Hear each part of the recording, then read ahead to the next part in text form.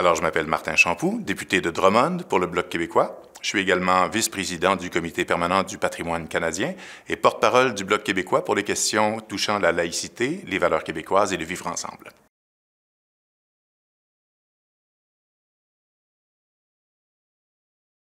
Je me suis porté candidat la première fois en 2019, un peu par idéalisme, parce que j'avais la conviction qu'en étant député, j'allais pouvoir améliorer la société dans laquelle je vis, la communauté, aider mes citoyens. Je suis un passionné du service public. J'ai toujours rêvé de mettre les deux pieds dans la politique un jour. Alors, c'est pour ça qu'en 2019, je suis arrivé. Et en 2021, c'est un peu par folie, parce que je savais à ce moment-là à quoi ça correspondait que d'être député.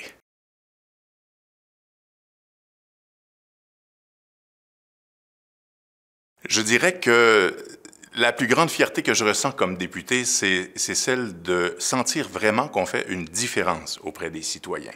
C'est quelque chose que je ne soupçonnais pas. Je ne soupçonnais pas l'ampleur de ce qu'on peut apporter à nos concitoyens. Alors, on a eu la pandémie de COVID-19 qui a été une occasion d'être vraiment au service de la communauté. On a eu des occasions nombreuses, un peu malheureusement d'ailleurs, de vraiment aider des gens qui avaient réellement besoin d'être sortis de situations très préoccupantes, très difficiles financièrement, évidemment, mais aussi au niveau émotionnel. Alors, ça a été une grande fierté pour moi.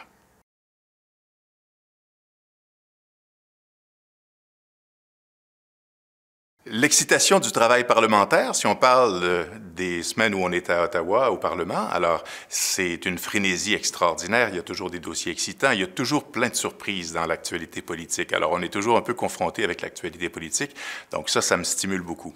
En circonscription, c'est le fait de pouvoir être près des concitoyens, près des commettants, d'avoir encore une fois l'impression de faire une différence et de pouvoir répondre vraiment à des préoccupations réelles des citoyens. Alors ça, c'est quelque chose qui me motive non seulement à me rendre au travail, mais à arriver tôt le matin.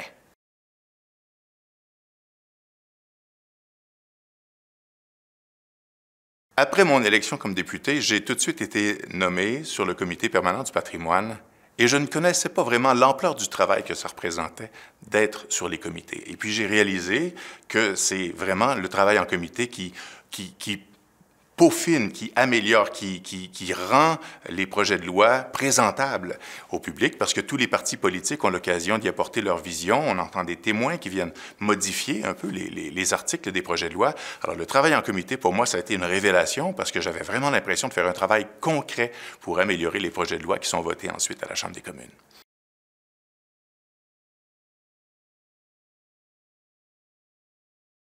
Travailler de façon transpartisane, c'est quelque chose que j'essaie de faire dans tous les dossiers. Et il y en a plusieurs. Alors, je suis aussi sur un groupe d'amitié parlementaire, le groupe d'amitié Canada-Ukraine. Alors, on comprendra que présentement, on a beaucoup d'activités qui se font en lien avec ce qui se passe en Ukraine, et c'est quelque chose qui se fait vraiment sans aucune couleur politique. Alors, on est plusieurs députés de plusieurs partis qui se réunissons avec la communauté ukrainienne ou entre nous pour discuter justement de la situation. Et je trouve ça extrêmement enrichissant et très intéressant aussi de voir qu'on peut avoir des couleurs politiques, des opinions extrêmement divergentes, mais sur des enjeux qui sont importants comme celui-ci, on est capable de mettre tout ça de côté et vraiment de travailler en collaboration. Et on fait aussi ça un peu aussi en comité. Je dois dire que quand on a le même objectif, certains partis ont parfois les mêmes visions de ce que doit être une loi. Alors on travaille vraiment en collaboration entre les partis, puis j'ai l'impression que c'est des occasions de mettre les couleurs politiques de côté. Ça aussi, c'est vraiment quelque chose que j'apprécie.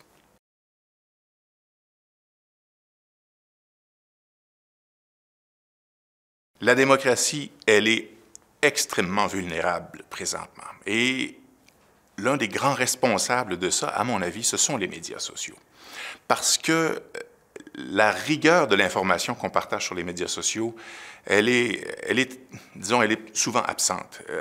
Et il y a beaucoup de désinformation, il y a beaucoup de populisme qui se véhicule par les médias sociaux, et il n'y a pas beaucoup de vérification qui se fait. Les gens sont habitués à recevoir de l'information en vrac, et on la reçoit, on dit « Ah, un gros titre, on est impressionné, on est alerté, on est interpellé », et on prend le gros titre, mais on oublie d'aller fouiller, on oublie d'aller creuser, on oublie d'aller contre-vérifier l'information.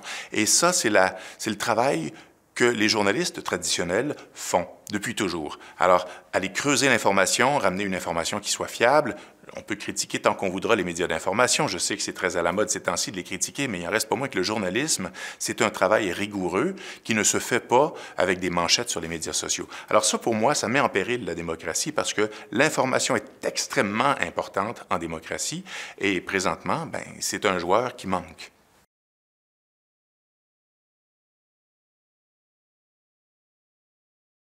Ah, j'ai de l'espoir. Pour la prochaine génération, j'ai beaucoup d'espoir. Parce que les jeunes aujourd'hui sont extrêmement politisés, même s'ils disent qu'ils ne sont pas politisés, qu'ils ne veulent rien savoir de la politique. Mais ils ont des préoccupations réelles sur des enjeux que nous partageons d'ailleurs, sur l'environnement, sur les valeurs sociales, sur la justice sociale. Les jeunes sont très engagés politiquement, mais ils savent juste pas encore que ce qu'ils sont en train de faire, c'est de la politique.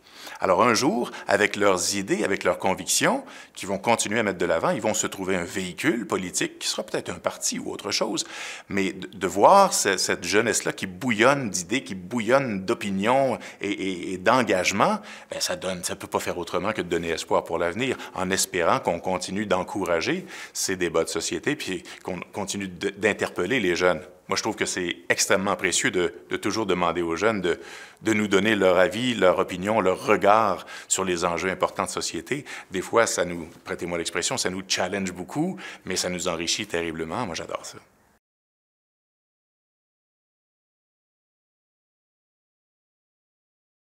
Le moi de 16 ans aurait besoin de beaucoup de conseils. J'en aurais pas juste un à lui donner, il faudrait qu'on s'assoie pendant une bonne heure minimum, ou une soirée. Mais je lui dirais très certainement d'étudier fort, de remplir son coffre à outils, d'expérience, de diplôme s'il le faut, de connaissances, de culture, d'ouverture, de voyage. Je dirais à mon moi de 16 ans, voyage pendant que tu peux encore le faire, parce qu'après ça, la vie va tellement aller vite que tu vas regretter de ne pas l'avoir fait. Au même titre que tu vas regretter de ne pas avoir rempli ton coffre à outils de toutes les choses qui pourront te servir plus tard. Alors, à mon moi de 16 ans, je dirais, remplis ton coffre à outils.